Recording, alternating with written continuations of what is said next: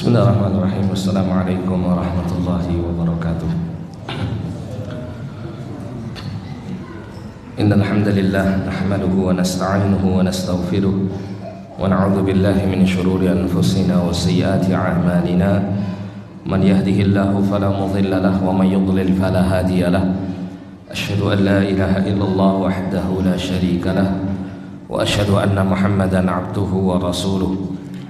قال الله تعالى في كتابه الكريم يا أيها الذين آمنوا اتقوا الله حق تقاته ولا تموتن إلا وأنتم مسلمون يا أيها الناس اتقوا ربكم الذي خلقكم من نفس واحدة وخلق منها زوجها وبث منهما رجالا كثيرا ونساء واتقوا الله الذي تساءلون به والأرحام إن الله كان عليكم رقيبا يا أيها الذين آمنوا اتقوا الله وقولوا قولا سديدا يصلح لكم أعمالكم ويغفر لكم ذنوبكم ومن يطع الله ورسوله فقد فاز فوزا عظيما أما بعد فإن أصدق الحديث كتاب الله وخير الهدي هدي نبينا محمد صلى الله عليه وسلم وشر الأمور محدثاتها فإن كل محدثة بدعة وكل بدعة ضلالة وكل ضلالة في النار. Ma'asyiral muslimin wal muslimat rahimani wa rahimakumullah. Alhamdulillah, pada kesempatan yang mulia ini Allah Subhanahu wa taala kembali mempertemukan kita untuk kita melanjutkan pembacaan kitab Ithaful Qari bit Ta'liqat ala Syarih Sunnah lil Imam Al-Barbahari rahimahullahu taala. Pada pertemuan yang lalu kita belum menyelesaikan keterangan dari Syekh Shalih Fauzan hafizahullah ta'ala mengenai apa yang disampaikan oleh penulis kitab Syarh Sunnah, yaitu Al-Imam Al-Barbahari rahimahullah ta'ala. Sekarang kita sampai pada perkataan Al-Imam Al-Barbahari, qauluhu wa laysa minas sunnati qitalus sultan. Dan bukanlah termasuk sunnah adalah memerangi penguasa. Ay laisa fi sunnati tsabitati 'anil nabi sallallahu alaihi wasallam qitalus sultan. Bukan termasuk dari sunnah yang datang dari Nabi sallallahu alaihi wasallam memerangi penguasa. Jadi memerangi penguasa ini ya bukan merupakan petunjuk Nabi.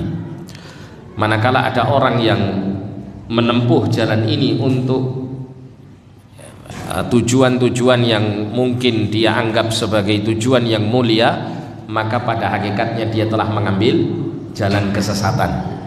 Karena wa khairul hadyi hadyu nabiyina Muhammadin sallallahu alaihi wasallam. Sebaik-baik petunjuk itu petunjuk siapa? Nabi sallallahu alaihi wasallam. Ya, sedangkan memerangi penguasa bukan bagian daripada petunjuk Nabi sallallahu alaihi wasallam. Sehingga dia telah mengambil jalan yang terburuk, bukan jalan yang terbaik. Wala fi haditsin wahidin la dha'ifin wala hasanin wala sahih. Kata Syekh Saleh, tidak ada satupun hadis, baik itu yang dhaif sekalipun maupun yang hasan, apalagi yang sahih, yang mendukung apa? Yang mendukung memerangi penguasa, yang menunjukkan adanya apa? Kebolehan dalam memerangi penguasa. Jadi tidak ada, sampai hadis dhaif sekalipun tidak ditemukan ya. Mungkin kemudian timbul ya beberapa syubhat. Salah satunya adalah sebagian orang yang membolehkan untuk memerangi penguasa ini, mereka menukil beberapa perilaku para salaf. Mereka menukil beberapa keterangan tentang apa yang dilakukan oleh para salafus saleh tentang hal ini. Maka kita katakan ya, bahwa apa yang dilakukan oleh mereka dari kaitannya dengan hal ini itu adalah dibangun di atas ijtihad yang keliru, dibangun di atas ijtihad yang keliru. Artinya apa? Meskipun dilakukan oleh mereka, namun ini menyelisihi petunjuk sunnah Rasulullah SAW, sehingga tidak diperbolehkan kita untuk menempuh yang namanya sesuatu yang menyelisih sunnah meskipun dilakukan oleh sebagian kecil para salafus saleh. Kenapa? Karena itu ketergelinciran. Itu adalah sebuah kesalahan yang mudah-mudahan Allah mengampuni kesalahan-kesalahan mereka, karena keutamaan yang ada pada diri mereka jauh lebih besar daripada kesalahan-kesalahan mereka. Dan kesalahan manusiawi, tiap-tiap orang itu bersalah. Namun kalau bersalahnya ini dijadikan patokan ya, untuk membenarkan suatu cara yang ditempuh dengan alasan itu merupakan pengamalan para salafus soleh, maka ini adalah sebuah kekeliruan, dan ini tidak termasuk bagian dari manhaj salafus soleh secara umum ya, karena yang namanya sesuatu yang bersifat ketergelinciran itu bukan bagian daripada kebenaran ya, meskipun pelakunya belum tentu apa dinyatakan tersesat karenanya. Akan tetapi ketergelinciran siapapun yang melakukannya, tentu kita tidak diperintahkan untuk mengikutinya ya. Seperti yang dibuat oleh mereka misalnya, beberapa perbuatan yang dilakukan oleh para salafus saleh menurut mereka adalah bagian daripada khuruj adis sultan, keluar dari ya, ketundukan atau keluar dari ketaatan kepada pemerintah penguasa, seperti terjadinya peperangan antara pihak Muawiyah dengan pihak Khalifah Ali bin Abi Thalib waktu itu radhiyallahu taala anhu ya, Muawiyah memberontak kepada Khalifah Ali, atau mungkin mengambil sikap yang dilakukan oleh Al Husain bin Ali radhiyallahu taala anhuma ketika mendatangi Karbala untuk berbaiat bersama pendukung-pendukungnya ya, untuk menentang Yazid bin Muawiyah radhiyallahu taala anhuma, dan seterusnya dari beberapa ketergelinciran ya, seperti Sa'id bin Jubair, seorang tabi'in yang memerangi Hajjaj bin Yusuf, dan kemudian beberapa ketergelinciran ya, namanya manusia, ketergelinciran mungkin saja terjadi, namun ketergelinciran bukan menjadi apa kiblat untuk melakukan sesuatu yang telah jelas-jelas dalil melarangnya atau dalil yang tidak memperbolehkannya. Kemudian dikatakan di sini, laisa fis sunnati haditsun yadullu ala qitalis sultanil muslim, bukanlah termasuk dari sunnah haditsun yadullu ya, yang menunjukkan atas memerangi penguasa muslim, wa in kana fasiqan, meskipun dia fasik, wa in kana zaliman, meskipun dia zalim, wa in kana jairan, meskipun dia jahat, wa in kana musta'dziran bil amwali fala yajuzul khuruj alaih, meskipun pemimpin atau penguasa muslim ini dia itu egois dalam masalah harta ya, ingin menguasai harta, mungkin korupsi atau semacamnya begitu, tidak diperkenankan untuk keluar dari ketaatan kepadanya ya, tidak ada satupun hadis yang menunjukkan akan hal ini. Balil ahaditsu kulluha tadullu ala sabri ala dzalik ya, akan tetapi justru hadis-hadis semuanya dari Nabi SAW menunjukkan kepada kita agar kita bersabar dalam menghadapi penguasa yang demikian. Wa tahrimil khuruji alaih, dan ya, hadis-hadis tersebut menjelaskan tentang haramnya keluar dari ketaatan kepada mereka. Tidak ada satupun hadis yang membolehkan untuk memerangi penguasa. Dan kalau kita membaca semua hadis-hadis Nabi SAW mengenai hal ini, maka kita akan mendapati bagaimana Nabi SAW menjelaskan solusi yang terbaik dari berbagai macam keadaan-keadaan pemimpin di akhir zaman Dalam beberapa hadis itu Nabi menyebutkan bukan hanya satu jenis pemimpin saja nanti di akhir zaman bentuk penyelewengannya atau bentuk ketergelinciran mereka, tapi ada beberapa bentuk-bentuk ketergelinciran yang dilakukan oleh penguasa-penguasa kaum muslimin di akhir zaman, yang mana semua itu diberikan solusi oleh Nabi dengan solusi yang sama. Apa itu? Bersabar, ya. Bersabar. Kalau sampai misalnya ya penguasa itu sampai di dalam sebuah hadis itu diterangkan oleh Nabi SAW, apabila seorang penguasa itu sampai mengambil hak-hak yang kau miliki, maka berikan apa yang menjadi haknya dan mintalah kepada Allah Subhanahu wa taala hakmu atau kebutuhan. Kalau sampai katakanlah pemimpin penguasa kaum muslimin sudah tidak lagi memiliki kasih sayang kepada rakyatnya, sudah tidak memperdulikan kebutuhan rakyatnya, maka diperintahkan untuk tetap bersabar dan mengembalikan hajat keperluan mereka kepada Allah Subhanahu wa taala.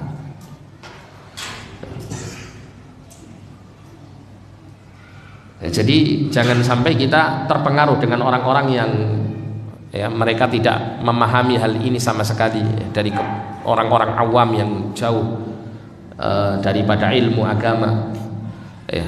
Jangan sampai kita yang menuntut ilmu ini, yang mengerti sunnah ini, ikut-ikutan untuk mencela penguasa atau menggunjingnya atau menggerutu menggerutu ketika kebijakan-kebijakannya mungkin kita anggap sangat menyengsarakan kita.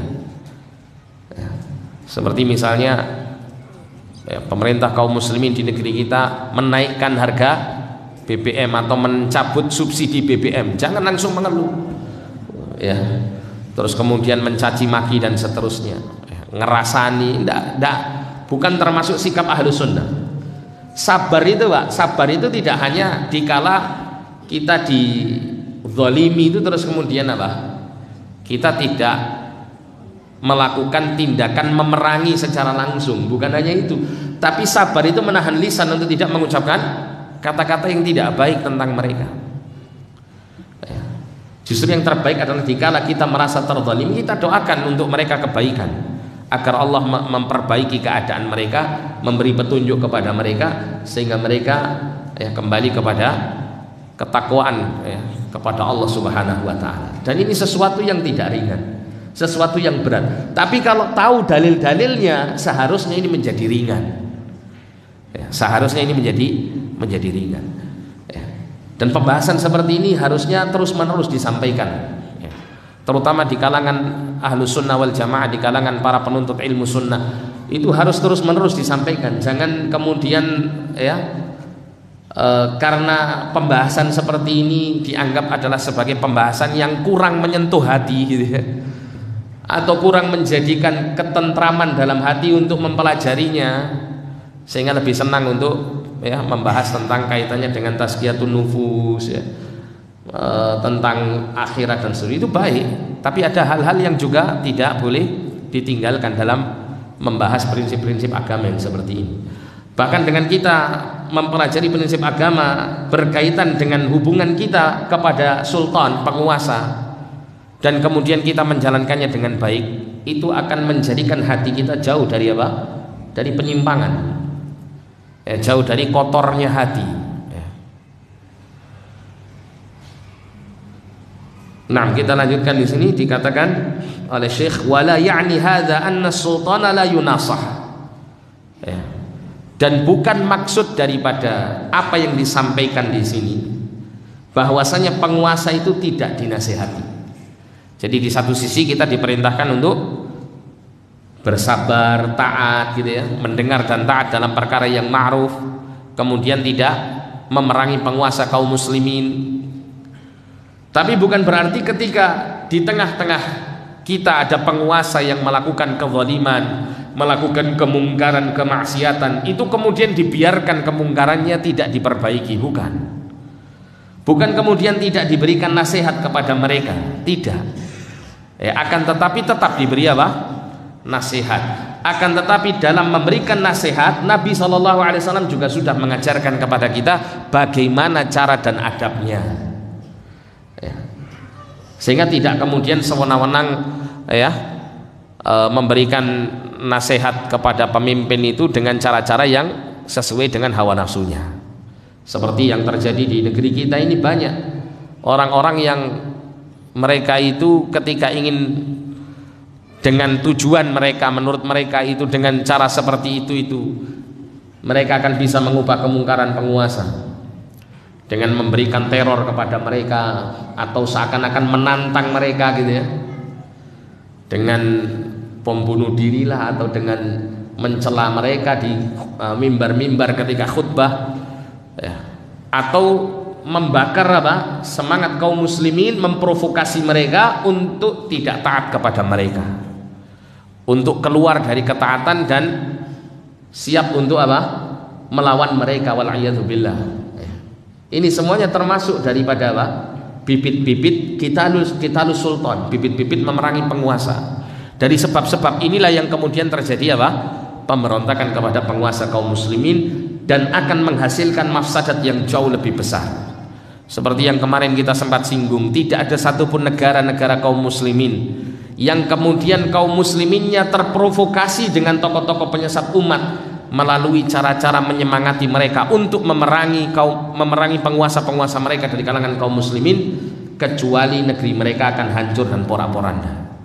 Stabilitas keamanan mereka sudah tidak bisa dijaga ya. Kemudian kondisi ekonomi mereka, politik mereka hancur, sudah tidak lagi memberikan ketentraman bagi kehidupan kaum muslimin secara umum di keadaan yang demikian. Oleh karena itu marilah kita bersyukur kepada Allah dengan kita mendapatkan penguasa yang masih memiliki perhatian kepada rakyatnya, yang meskipun mungkin ada kekurangan di sana sini, namanya manusia ya, namun dengan kita berusaha untuk memberikan dukungan, nasihat dengan cara-cara yang beradab sesuai dengan ketentuan Nabi, maka diharapkan kalau tidak pemerintah penguasa sekarang, mungkin penguasa yang akan datang ya, kita berharap untuk mendapatkan kebaikan-kebaikan dari Allah Subhanahu wa taala dengan Allah memperbaiki keadaan penguasa. Apalagi di pertemuan yang lalu kita singgung bahwa penguasa ini pada asalnya adalah hukuman atau karunia dari Allah Subhanahu wa taala. Kalau dia itu hukuman dari Allah Subhanahu wa taala, untuk menghilangkan hukuman itu jangan dilawan dengan pedang. Jangan dilawan dengan memerangi. Kenapa? Karena tidak akan pernah ada orang itu ketika memerangi azab Allah dia pasti menang dengan hal itu. Enggak akan pernah. Ya. Namanya azab diturunkan kepada kita dari Allah Subhanahu wa taala. Yang bisa kita lakukan untuk supaya azab itu diangkat, dicabut oleh Allah dari diri kita adalah kita mengubah diri kita dari keburukan menuju kebaikan, dari kemaksiatan menuju ketaatan, dari dosa-dosa yang kita lakukan menuju taubat dan inabah. Ini yang akan memberikan solusi terbaik untuk keluar dari azab Allah Subhanahu wa taala. Bukan kemudian malah berusaha untuk memerangi, justru akan hancur sendiri kita dengan menghadapi azab Allah Subhanahu wa taala dan hukuman darinya. Jadi Syekh Shalih menyebutkan ya, setelah menjelaskan tentang pentingnya kita bersabar ya, menghadapi kezaliman penguasa dan tetap mendengar dan taat kepada mereka dalam perkara yang ma'ruf, namun bukan berarti dengan sikap-sikap yang semacam ini meniadakan adanya nasihat dan perbaikan untuk mereka. Bal yunasahu sirran bainahu wa bainan nasih. Ya. Akan tetapi menasihati secara rahasia antara diri yang memberikan nasihat dengan penguasa. Fayajibu 'ala man 'indahu nasihatun an yuballighaha lis-sultan. Maka wajib atas orang yang ada kemampuan untuk memberikan nasihat kepada penguasa untuk menyampaikan an-nasihah ini kepada penguasa. Kama qala sallallahu alaihi wasallam, sebagaimana Nabi sallallahu alaihi wasallam bersabda, ad-dinun nasihah. Agama itu adalah an-nasihah. Qulna, kami mengatakan, liman, bagi siapa nasihat ini? Maka Nabi mengatakan lillah, bagi Allah, wali kitabihi, dan bagi kitabnya, wali rasulihi, dan bagi rasulnya, wali a'immatil muslimin, dan bagi pemimpin-pemimpin kaum muslimin, wa 'ammatihim, dan bagi kaum muslimin secara keseluruhan. Maka disebutkan di sini falaisa ma'na dzalika annahu la yunasahu wa annahu yutrak. Ya, bukan yang dimaksud dengan bersikap sabar, mendengar dan taat kepada pemimpin meskipun zalim itu kemudian meninggalkan nasihat. Ya, tetap memberikan an-nasihat. Bal la budda an yubayyana lahu wa yunsaha, wa hadha min haqqihi 'ala al-ulama wa 'ala ra'iyatihi wa 'ala ahli al-masyurati wa ahli ra'yi annahum yunasihunahu.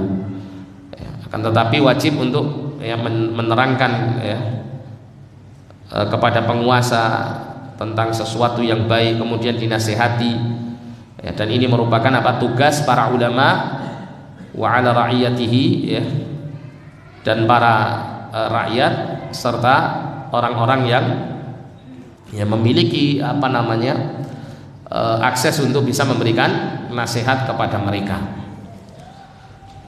An-nasihah itu maknanya adalah memberikan sesuatu kebaikan kepada al-mansuh, kepada yang dinasihati. Ya, bentuk an-nasihah ini banyak. Ya, bentuk an-nasihah ini banyak. Tidak hanya nasihat yang biasa kita ketahui dengan kita menyampaikan kalimat-kalimat yang baik atau petunjuk-petunjuk yang bermanfaat kepada pihak yang dinasihati. Bukan hanya itu bentuk nasihat, tapi bentuk nasihat itu segala sesuatu yang baik untuk yang dinasihati. Itu adalah bagian daripada nasihat. Seperti kita misalnya rakyat biasa, kita tidak memiliki akses untuk menemui penguasa kita untuk memberikan nasihat kepada mereka. Bukan berarti kemudian kita tidak bisa memberikan nasihat kepada mereka. Kita masih bisa memberikan nasihat dengan cara apa? Mendoakan kebaikan untuk mereka, mendukung semua kebijakan-kebijakan baik mereka yang tidak bertentangan dengan syariat, berusaha untuk patuh dengan perintah-perintah mereka yang tidak bertentangan dengan syariat agama. Senantiasa mendukung mereka dalam kebaikan-kebaikan. Itu semuanya adalah bagian an-nasihah untuk a'immatul muslimin, untuk pemimpin-pemimpin kaum muslimin. Bersabar dalam menghadapi kezaliman mereka, ini termasuk an-nasihat. Adapun orang-orang yang memiliki akses atau memiliki kemampuan untuk langsung memberikan nasihat kepada mereka, maka ini memiliki tugas kewajiban untuk menyampaikan petunjuk yang hak kepada mereka, meluruskan langkah mereka, memperbaiki kesalahan-kesalahan mereka dengan menyampaikan kalimat-kalimat yang hak di sisi mereka. Nah, bagaimana cara memberikan nasihat kepada penguasa? Nabi SAW telah mengajarkan kepada kita paling tidak ada dua hal yang harus dilakukan manakala kita mendapatkan kemampuan untuk memberikan nasihat kepada penguasa ini. Yang pertama adalah dengan ucapan atau kalimat-kalimat yang baik, penuh kelemah lembutan, dan bukan kalimat-kalimat kasar yang mengundang emosi dan kemarahan. Jadi nasihat ini karena tujuannya ingin memberikan perbaikan, maka tentu harus dengan kalimat-kalimat yang baik. Jika kita saja rakyat biasa, kalau dinasihati itu senang dengan kalimat-kalimat yang baik, kalimat-kalimat yang mungkin bisa masuk ke dalam hati untuk menyadarkan kesalahan-kesalahan kita, maka tentunya penguasa lebih berhak untuk mendapatkan nasihat dengan cara yang seperti ini. Sebagaimana Allah Ta'ala memerintahkan kepada Nabi Musa alaihissalam dan Harun alaihissalam untuk menemui Fir'aun dengan menyampaikan apa yang diperintahkan Allah untuk disampaikan kepada Fir'aun berupa ajaran agama yang dibawa oleh Musa ini. Faqula lahu qawlan layyina, maka ucapkanlah oleh kalian berdua qawlan layyina, perkataan yang layyin. Layyin itu lemah lembut. Bayangkan Fir'aun, orang yang paling celaka di atas muka bumi ini, orang yang paling buruk di atas muka bumi ini, diperintahkan dua nabi yang mulia untuk menyampaikan risalah Allah Subhanahu wa taala kepadanya dengan qaulan layyina, dengan perkataan yang penuh dengan kelemah lembutan, tidak menyinggung kemarahan dan emosinya.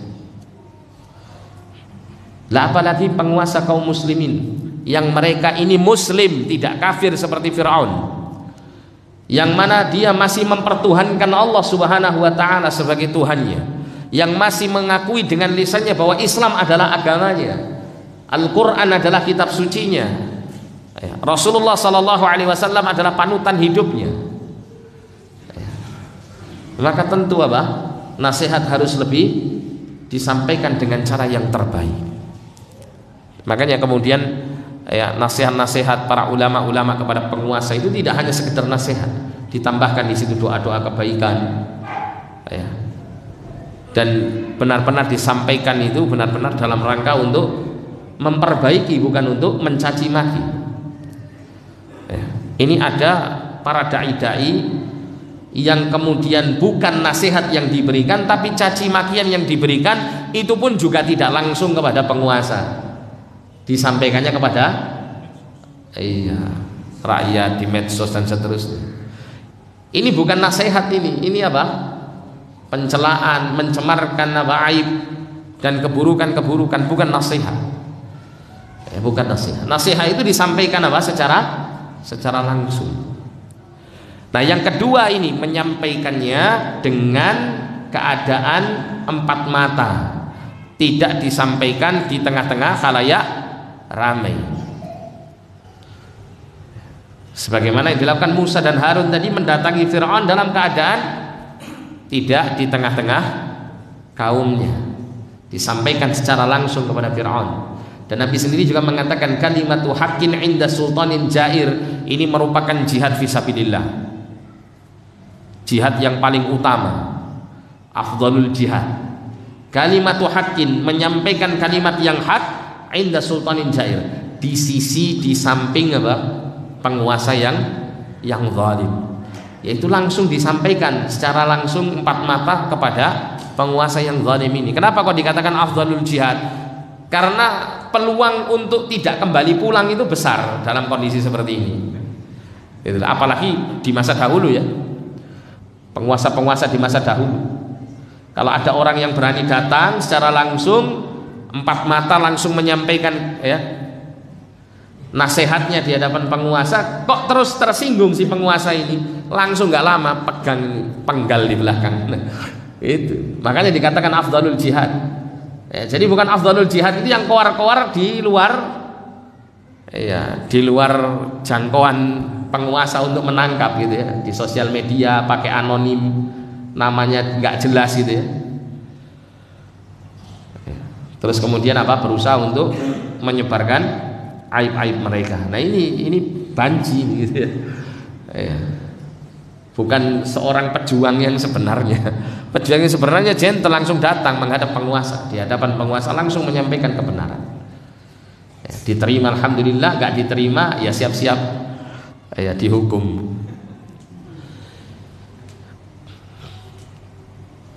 Ada sebuah riwayat ya, yang dari riwayat ini kemudian disampaikannya hadis Nabi SAW mengenai adab dalam menasehati penguasa kaum muslimin.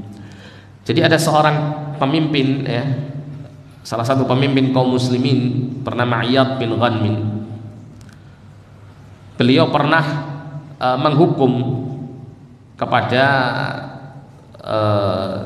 sahibah daran, jadi ada penduduk yang negerinya itu baru dibuka olehnya, baru dikuasai. Maka Iyad bin Ghanmin ini memberikan hukuman kepada salah satu penduduk di situ. Maka fa'aghladahu Hishamun bin Hakim, maka salah satu dari orang yang dipimpin oleh Iyad ini bernama Hisham bin Hakim ini kemudian murka, marah, sampai kemudian dia menyampaikan kekesalannya kepada orang-orang sampai kemudian membuat Iyad itu marah. Kemudian setelah itu berlalulah beberapa malam, fa'atahu Hisham bin Hakim, maka Hisham bin Hakim mendatangi Iyad, fa'tadhara ilaih, kemudian Hisham meminta maaf atas kesalahan yang dilakukan kepada Iyad bin Ghanam. Thumma qala Hisham, kemudian Hisham berkata, alam tasma' biqauli Rasulillah, sallallahu alaihi wasallam, bukankah engkau telah mendengar sabda Rasulullah sallallahu alaihi wasallam, inna min asyaddin nasi adzaban asyaddahum adzaban fid dunya linnas, sesungguhnya di antara manusia yang nanti azabnya itu paling keras adalah manusia yang paling keras siksaannya kepada manusia yang lain, selama di dunia. Artinya Hisham memberikan nasihat kepada siapa? Iyad bin Ghanmin yang merupakan pimpinannya. Faqala Iyad bin Ghanmin, ya Hisham ibnu Hakim, qad sami'na ma sami'ta. Wa Hisham bin Hakim, sungguh kami telah mendengar apa yang kau dengar. Wa ra'ayna ma ra'aita, dan kami telah melihat apa yang kau lihat. Awalam tasma' Rasulullah sallallahu alaihi wasallam yaqul, bukankah kau mendengar Rasulullah sallallahu alaihi wasallam bersabda, man arada an yansaha li sultanin bi amrin fala yubdilahu alaniyatan, barang siapa yang menghendaki untuk memberikan nasihat kepada penguasa dengan satu perkara, maka janganlah dia menyampaikannya alaniyatan, dengan terang-terangan di hadapan banyak manusia. Walakin liya'khudh biyadi, akan tetapi dengan cara pegang tangannya, fayakhluwa bihi, maka bersendirianlah dengannya. Maksudnya apa? Sampaikan nasihatmu secara empat mata. Fa in qabila minhu fadak, apabila nasihatmu dengan cara empat mata ini kemudian diterima olehnya, maka itulah yang menjadi harapan. Wa illa kana qad adda alladhi alaih, namun apabila nasihatmu tidak diterima atau nasihatnya tidak diterima, maka dia telah menegakkan apa yang wajib ditunaikan atasnya. Kemudian Iyad mengatakan, wa innaka anta ya Hisham la antal jari, sesungguhnya engkau Hisham, engkau sungguh telah melakukan keburukan. Idz tajtari'u ala sultanillah, engkau telah melakukan kezaliman kepada penguasa Allah. Fahalla khasyita an yaqtulaka sultan fatakuna qatila sultanillah, maka tidakkah engkau merasa khawatir penguasa membunuhmu? Fatakuna qatila sultanillah, maka jadilah engkau sebagai orang yang dibunuh oleh penguasa Allah. Nah, ini adalah bagaimana para salafus saleh itu memahami sabda Nabi Shallallahu Alaihi Wasallam, dengan cara nasihat itu diberikan kepada penguasa dengan empat mata, dengan bersendirian, bukan di tengah-tengah rakyat atau bahkan kemudian nggak ada penguasanya, tapi disampaikan keluh kesahnya atau aib penguasa itu di hadapan rakyat. Ini nggak nyambung, ini bukan nasihat namanya. Tapi ini adalah obral aib penguasa. Kalau aib orang saja, orang lain saja, itu haram hukumnya untuk kita ceritakan kepada yang lain. Padahal hal yang seperti ini tidak berefek buruk kecuali bagi orang yang aibnya dibongkar. Apalagi penguasa, kalau aibnya itu dibongkar, kemudian menjadikan rakyat itu tidak lagi percaya kepada penguasa ini, tidak lagi mendukung kebijakan-kebijakannya yang baik, tidak lagi berusaha untuk sami'na wa ata'na kepada penguasa dalam hal yang ma'ruf, maka yang terjadi adalah pemberontakan. Yang terjadi adalah kemudian keluarnya mereka dari ketaatan, kemudian huru-hara yang terjadi, keburukan-keburukan yang malah akan terjadi di tengah mereka. Ini tentu jauh lebih besar mengungkapkan aib penguasa ini dosanya daripada mengungkapkan aib orang lain yang bukan sebagai penguasa, karena efek sampingnya jauh lebih buruk, jauh lebih berbahaya. Nah, kemudian selanjutnya disebutkan di sini, walaisa minas sunnati qitalus sultan, dan bukanlah termasuk dari sunnah memerangi penguasa, yakni laisa fiha dalil. Itu maksudnya adalah tidak ada di dalamnya dalil, la sahihun wala dhaifun ala masyru'iyyati qitalus sultanil muslim. Tidak ada dalil baik yang sahih maupun yang dhaif di dalam mensyariatkan qitalus sultanil muslim, memerangi penguasa yang muslim. Bal fiha wa fil Qur'anil amru bi ta'atihi, bahkan di dalam sunnah atau dalam hadis, demikian pula dalam Al-Qur'an justru ada perintah untuk kita mentaatinya. Ya, justru sebaliknya, bukan memerangi tapi apa? Diperintahkan untuk mentaati. Di antaranya Allah berfirman dalam surah An-Nisa 59, ya ayyuhalladzina amanu ati'ullaha wa ati'ur rasula wa ulil amri minkum. Wahai orang-orang yang beriman, taatlah kalian kepada Allah dan taatlah kalian kepada Rasul serta ulil amri di antara kalian. Unzur ila qaulihi, perhatikan kepada firman Allah, minkum, dari kalian, yakni madama musliman. Maksudnya adalah selama penguasa itu masih dalam keadaan muslim. Fa innahu tajibu ta'atuhu, maka sesungguhnya wajib untuk mentaatinya. Ya. Kemudian mungkin timbul pertanyaan, lah kalau semisal pemimpin kami ini tidak muslim lagi, benar-benar kafir misalnya, boleh nggak untuk diperangi? Maka yang demikian ini diterangkan oleh para ulama melihat dari maslahat dan mafsadat untuk kaum muslimin. Jika kaum muslimin memiliki kekuatan yang sangat besar untuk melakukan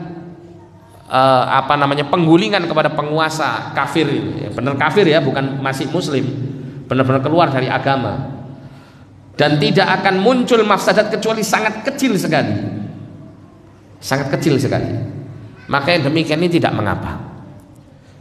Akan tetapi kalau kaum muslimin tidak memiliki kekuatan, maka jangan sekali-kali melakukan tindakan semacam ini atau melakukan tindakan-tindakan yang kemudian memunculkan tindakan-tindakan pemberontakan kepada pemimpin meskipun dia kafir. Kenapa? Karena akan muncul kemudaratan yang jauh lebih besar yang akan dirasakan oleh kaum muslimin.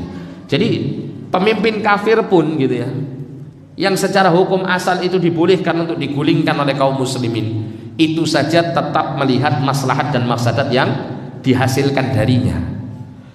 Lah apalagi pemimpin ini masih muslim, yang kemudian ketika masih muslim dilarang gitu loh untuk digulingkan.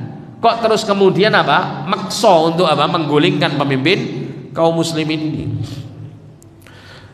Apalagi hanya sekedar apa? 1-2 orang kemudian nekat untuk ngebom dirinya sendiri, ya, bukan di istana lagi gitu ya, bukan di tempat pemimpin yang sesungguhnya berada. Nah ini kan kerugian untuk dirinya dan bisa jadi kerugian untuk kaum muslimin yang lain yang tidak ikut-ikutan, itu juga apa? Disoroti macam-macam.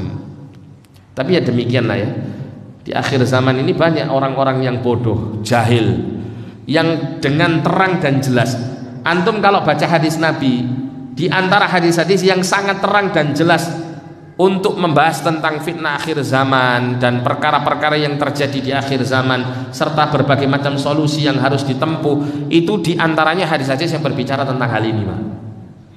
Di antara sekian hadis yang membicarakan tentang perkara-perkara yang semacam ini, itu hadis ini, hadis-hadis yang membicarakan tentang hubungan antara kaum muslimin dengan pemimpinnya, penguasanya itu harus bagaimana, itu yang paling jelas, paling gamblang dalam hal ini ya. Tapi betapa banyaknya ya kejahilan kaum muslimin terhadap hadis-hadis ini, sehingga kemudian banyak orang-orang yang berusaha untuk memelintir ya hadis-hadis yang lain yang terkesan dalam tanda kutip seperti apa? Menyelisih hadis-hadis ini, yang kemudian dengan cara itu banyak orang-orang yang disesatkan dari mereka, terutama yang mereka memiliki semangat beragama tapi tidak didasari oleh ilmu yang benar. Dan kita wajib bersyukur ketika kita mengenal sunnah Rasulullah, mengenal hadis-hadis seperti ini, dan kemudian apa? Mengikuti jalan Rasul Sallallahu Alaihi Wasallam di dalam memberikan petunjuk kepada kita dalam hal ini. Ini ya keutamaan yang sangat besar. Kita mendapati banyak kelompok-kelompok kaum muslimin yang sekarang mulai bermunculan, yang mereka itu di antara dua jalan dari jalan yang lurus ini. Ada di antara mereka itu yang hulu, ekstrim dalam menjalankan agama sehingga keluar dari jalan yang lurus.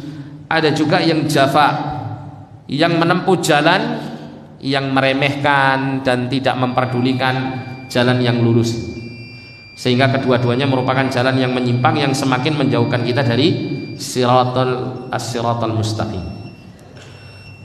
Ini Isya ya. Nah, silakan azan dulu.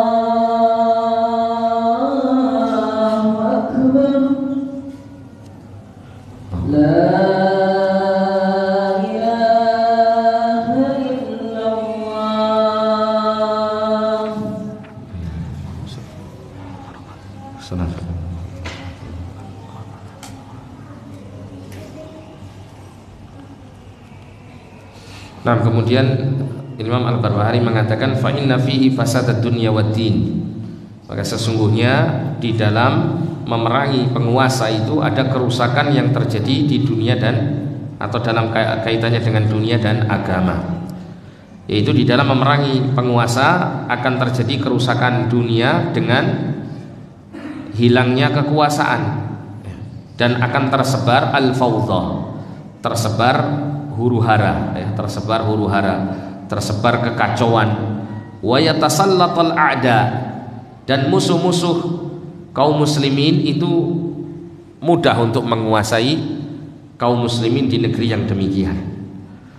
Wa daya'uddin, dan akan tersia-siakannya agama. Ya, karena apa? Karena orang menegakkan pengamalan agama akan kesulitan dengan tanpa memiliki penguasa yang ditaati. Fa innahu la ahad yuqimul hudud, ya, tidak ada seorang pun yang bisa menegakkan hukuman-hukuman, tidak ada seorang pun yang bisa mewujudkan qisas, tidak ada seseorang yang bisa menegakkan hukum-hukum syariah dan memberikan atau mengembalikan hak-hak kepada orang-orang yang berhak untuk memilikinya. Wa yunafidzul ahkam al-qadhaiyah, termasuk juga tidak akan bisa ditegakkan hukum-hukum peradilan. Dan pada saat itu juga akan rusak agama ini, ya, karena sebab qitalus sultan, memerangi penguasa. Maka yang terjadi adalah fawdha wa fasadan, terjadi huru-hara di mana-mana, kerusakan-kerusakan di mana-mana, keamanan tidak stabil dan seterusnya. Perekonomian juga jatuh gitu ya. Dikatakan oleh Syekh la tuqta'u yadus sariq idzan tadhi'ul amwal. Kemudian tidak dihukumnya orang yang mencuri sehingga akan hilang harta benda, termasuk juga tidak dihukum qutta'ut turuq, ya, para pembegal. Manil ladzi yaqumu bihadza? Siapa orang yang bisa menegakkan hukum-hukum semacam ini? Huwa waliyul amri, dia adalah waliul amri. Hadza min salahiyati waliyil amri. Ini adalah termasuk dari bagian kebaikan-kebaikan waliul amri atau adanya pemimpin kaum muslimin. Wala ahad yastati'u law ijtama'a an-nasu kulluhum mastata'u al-qiyam bihadhil umur bal talzamul fawdha. Tidak ada seorang pun yang mampu, kalau seandainya mereka manusia berkumpul semuanya, mereka tidak akan mampu untuk menegakkan perkara-perkara ini kalau tidak ada penguasa. Bal talzamul fawdha, bahkan yang terjadi adalah menetapnya ya kekacauan di mana-mana. Ini adalah hikmah dibalik dilarangnya kita memerangi penguasa kaum muslimin. Namun bukan hanya ini yang kita harapkan, tapi kita menjauhkan diri dari memusuhi penguasa, bahkan berusaha untuk taat dan mendengar setiap perintah yang ma'ruf ya darinya. Ini bukan karena sebab kita berusaha untuk menjauhkan diri dari kerusakan ya dunia dan agama, tapi juga apa?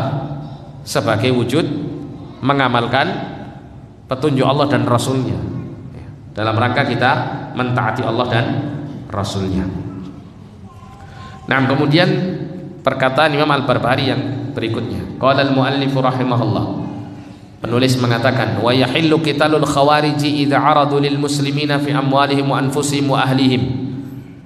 Dibolehkan untuk memerangi al-khawarij, orang-orang khawarij, ketika mereka mengganggu kaum muslimin dalam kaitannya dengan harta mereka, jiwa mereka, dan keluarga mereka ya. Kalau ada orang-orang khawarij, mereka kemudian memiliki kekuatan gitu ya, dan berusaha untuk melakukan kerusakan di mana-mana, menjarah harta kaum muslimin, membunuh ya jiwa-jiwa kaum muslimin, maka halal bagi kaum muslimin untuk memerangi mereka ya. Dan memerangi ini ya tentunya jika memerangi ini dalam arti adalah menyerang, maka ini dibutuhkan apa?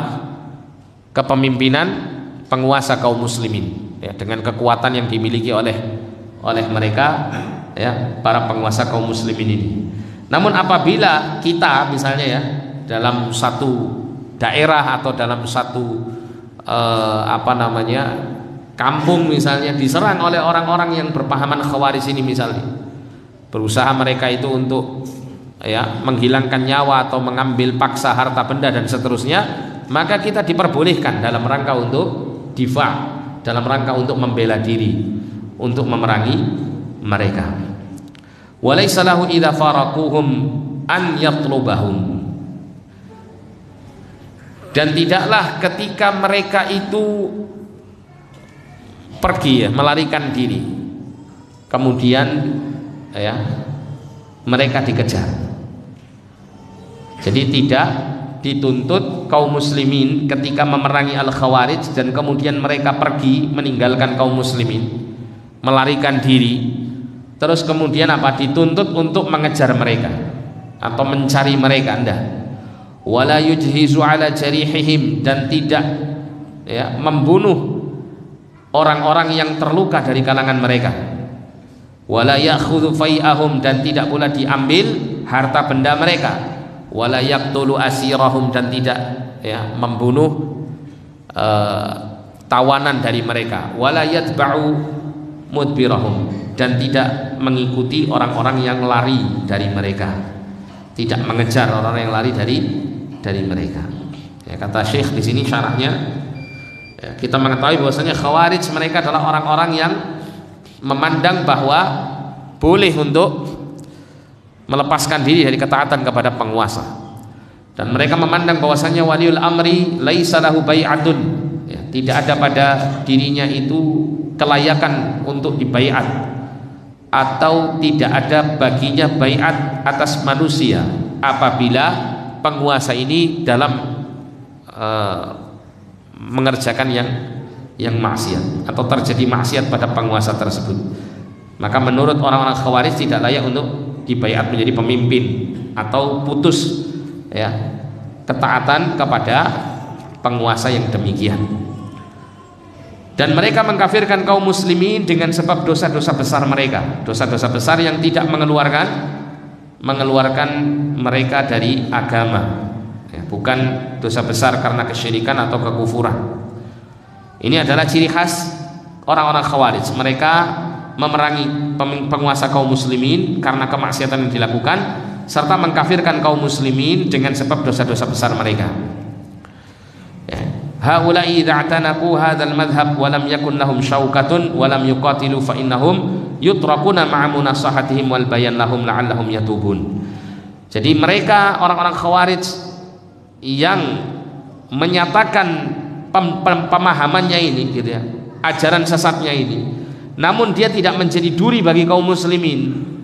Mereka tidak memerangi kaum muslimin gitu ya, tidak melakukan huru-hara, tidak melakukan kerusakan-kerusakan, tapi mereka menyampaikan apa?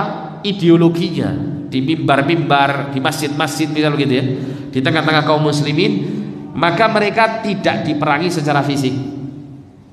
Fa innahum yutrakun, mereka ditinggalkan, maksudnya tidak diperangi secara fisik, ma'a munasahatihim wal bayan lahum, tapi tetap ditegakkan apa? Nasihat untuk mereka dan menjelaskan kebenaran kepada mereka agar mereka bertobat dari pemikiran yang seperti ini. Jadi diadakan dialog-dialog ya, atau didakwai mereka ini yang menyimpang, tapi tidak diperangi secara fisik karena mereka tidak memerangi secara fisik. Karena pada hakikatnya Khawarij ini ya, secara umum mereka adalah sesama kaum mukminin, mereka adalah kaum muslimin, masih menjadi saudara sesama muslim yang tidak diperbolehkan untuk ditumpahkan darahnya secara tanpa hak. Sehingga benar-benar harus diperhatikan tentang hal ini. Jangan sampai kita memberantas Khawarij dengan cara yang seperti Khawarij ya.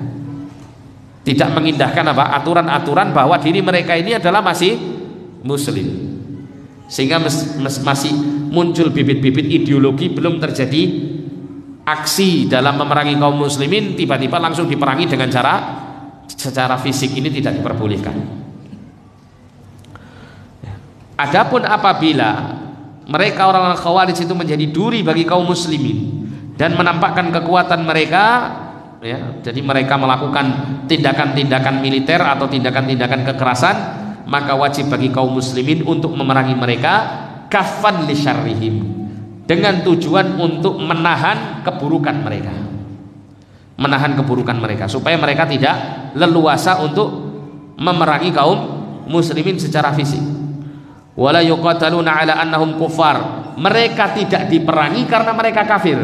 Jadi orang Khawarij itu mereka tidak diperangi pada saat mereka memerangi kaum muslimin, mereka tidak diperangi karena mereka orang-orang kafir, enggak. Mereka diperangi karena mereka melakukan kerusakan gitu. Sehingga kalau kerusakannya bisa diantisipasi atau bisa diredam, maka sudah cukup. Ya, sudah cukup, tidak perlu untuk diperangi mereka.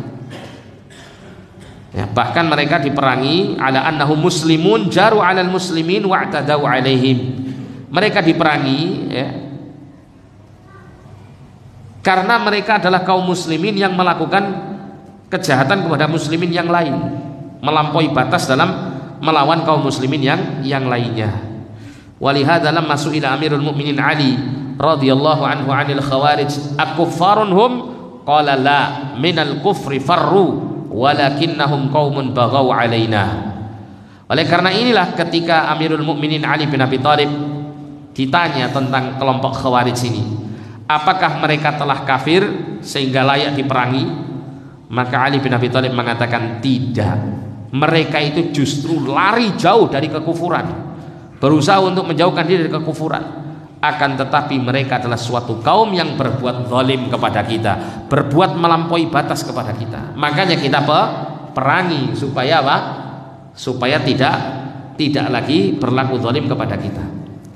Fala yuqataluna ala annahum kuffar. Jadi mereka tidak diperangi karena mereka kafir. Walidzalika la tusbanisa'uhum wa dhararihim. Oleh karena itu mereka ya, ketika diperangi itu tidak diperbolehkan istri-istri mereka dan anak-anak mereka itu dijadikan budak. Itu tidak boleh. Kenapa? Karena mereka bukan orang kafir, masih kaum muslimin.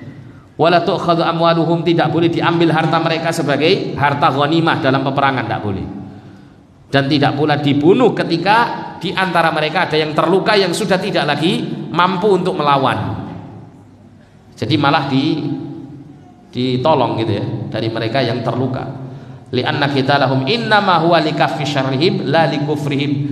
Karena memerangi mereka itu sesungguhnya hanyalah dalam rangka untuk menahan kejahatan mereka, bukan karena kekufuran mereka.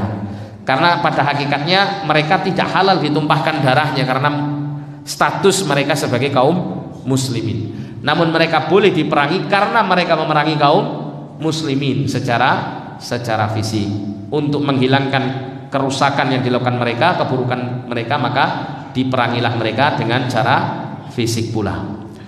Kemudian perkataan Imam Al-Barbahari, wa yahillu qitalul khawarij idza aradu lil muslimin fi amwalihim wa anfusihim wa ahlihim, dan dihalalkan untuk memerangi kaum khawarij ketika mereka mengganggu kaum muslimin pada harta mereka, jiwa mereka dan keluarga mereka. Li'anna nabiyya amara bi qitalihim, karena Nabi pernah memerintahkan untuk memerangi mereka. Ya, ketika Nabi SAW menjelaskan tentang sifat-sifat khawarij, maka Nabi kemudian menyebutkan apa? Bolehnya untuk memerangi mereka, bahkan berpahala memerangi mereka. Namun dalam memerangi ini ya adalah mengikuti arahan dan petunjuk waliul amri, ya, tidak sembarangan untuk mengambil cara sendiri dalam memerangi mereka. Wali anna Aliyan radhiyallahu anhu qatalahum lamma ta'arradu li Abdullah ibn Khabbab ibn al-Arab radhiyallahu anhu wa qataluhu wa syaqqu batna walidatihi wa kanat hamilan. Ya, oleh karena itulah Ali bin Abi Thalib radhiyallahu anhu memerangi mereka, memerangi orang-orang Khawarij ketika orang-orang Khawarij menyerang seorang sahabat bernama Abdullah bin Khabbab ibn al-Arab dan membunuhnya serta membelah perut budak perempuannya yang pada saat itu dalam keadaan hamil. Ya, ini kejahatan orang-orang Khawarij di masa itu ya. Mereka memerangi kaum muslimin, membunuh, bahkan sampai para sahabat pun mereka bunuh. Bahkan Khalifah Utsman bin Affan radhiyallahu taala anhu pun dibunuh oleh orang-orang yang punya pemikiran Khawarij, namun belum mereka memiliki kekuatan yang besar. Mereka masih bergerilya gitu ya. Fa inda idzin azama Amirul Mukminin ala qitalihim, maka pada saat itulah kemudian Amirul Mukminin Ali bin Abi Thalib memiliki tekad untuk memerangi mereka. Ya, karena mereka telah melakukan kejahatan-kejahatan. Kemudian perkataan Imam Al-Barbahari, walaysa lahu idza faraquhum an yatlubahum, dan tidaklah ya manakala mereka itu memisahkan diri dari kaum muslimin ya, pergi meninggalkan kaum muslimin, tidak memerangi mereka, kemudian an yatlubahum, untuk dikejar atau dicari mereka untuk diperangi, tidak diperbolehkan yang demikian. Kata Syekh Saleh, idza kafu 'anil qital, apabila mereka telah menahan diri dari memerangi kaum muslimin, maka tidak diperbolehkan bagi waliul amri untuk menuntut mereka dan memerangi mereka. Untuk memerangi mereka maksudnya. Madama annahu lam yahsul minhum i'tida'un fahum dhullalun bila syak wa tajibu munasahatuhum la'allahum yarji'un. Ya. Selama ya dari mereka itu tidak ada permusuhan, maka mereka dalam keadaan tersesat ya, tanpa ragu ya. Namun kewajiban yang ditegakkan untuk mereka adalah munasahah, dialog, berdiskusi, menasehati agar supaya mereka kembali ya, akan tetapi mereka tidak diperangi secara fisik seperti yang dilakukan oleh Ibnu Abbas ya. Ketika orang-orang Khawarij itu berkumpul di daerah bernama Harura, maka Ibnu Abbas ini meminta izin kepada Khalifah Ali bin Abi Thalib untuk mendatangi mereka orang-orang Khawarij sendirian dalam rangka untuk berdialog. Tapi ini dialognya cukup panjang dan tidak dibaca di sini. Tidak ada keterangan pembahasan mengenai itu di sini. Tapi di beberapa pertemuan yang lalu itu sempat disinggung sedikit ya mengenai itu. Ya, sampai pada akhirnya kemudian melalui dialog tersebut banyak dari kalangan para Haruri ini, para Khawarij ini yang kemudian bertobat dan kembali ke jalan yang benar. Dan sisanya kemudian baru diperangi oleh Khalifah Ali bin Abi Thalib secara fisik. Kemudian perkataan Syekh atau perkataan Imam Al-Barbahari, wala yujhizu ala jarihim, tidak ya, dibunuh orang yang terluka di antara mereka. Li'annal jariha in kaffa syarruhu, karena orang yang sudah terluka itu sudah tidak lagi sanggup untuk melakukan kejahatan, sedangkan memerangi itu tujuannya untuk menahan kejahatan mereka. Makanya kemudian tidak perlu untuk dibunuh. Kemudian wala ya'khudhu fai'ahum, dan tidak diambil harta yang dimiliki mereka sebagai ghanimah. Ya, kenapa? Karena pada hakikatnya harta yang mereka miliki termasuk dari harta kaum muslimin yang haram untuk diambil secara zalim. Kemudian wala yaqtulu asirahum, tidak membunuh tawanan dari mereka. Kenapa? Karena mereka kaum muslimun. Ya, sesama kaum muslimin tidak boleh saling saling menawan. Ya, jangan mengikuti apa yang dilakukan oleh orang-orang Yahudi yang ketika mereka hidup bersama Aus dan Khazraj di kota Madinah atau di Yathrib sebelum jadi kota Madinah. Kaum Aus dan Khazraj ini selalu berperang dan selalu didukung oleh pihak-pihak Yahudi yang di antara mereka ada yang mengikuti pihak Aus dan pihak Khazraj. Setiap kali mereka berperang maka sesama Yahudi pun juga berperang, sehingga di antara mereka ada yang saling menawan satu dengan yang lain. Nah, ketika mereka menawan saudaranya sama Yahudi, maka mereka mengeluarkan tebusan-tebusan berupa sodako dan semacamnya dalam rangka untuk menebus kesalahan mereka. Nah, ini adalah perkara yang dilarang ya di dalam agama mereka, tapi tetap mereka mengerjakannya.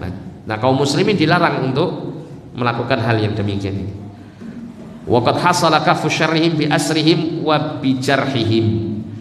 Ya, sungguh ya, kejahatan mereka itu telah tertahan dengan sebab mereka ditahan ya, dijadikan tawanan, ditahan, dan kemudian karena sebab mereka terluka dalam peperangan. Ini sudah cukup membuat mereka tidak lagi melakukan kejahatan.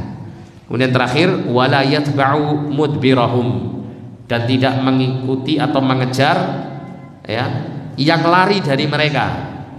Idzan hazamu yatrukuhum waliyul amri wala yalhaquhum li'annahum kaffu syarrahum. Jadi ketika peperangan ya kemudian mereka kalah, mereka lari gitu ya, maka waliul amri hendaklah meninggalkan mereka dan tidak perlu untuk mengejar mereka, karena dengan sebab itu mereka telah menahan kejahatan mereka atau tertahan kejahatan mereka.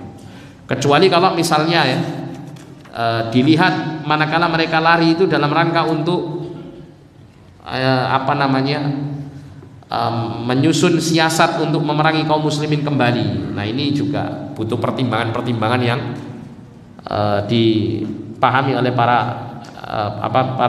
waliul amri ini dalam hal ini ya.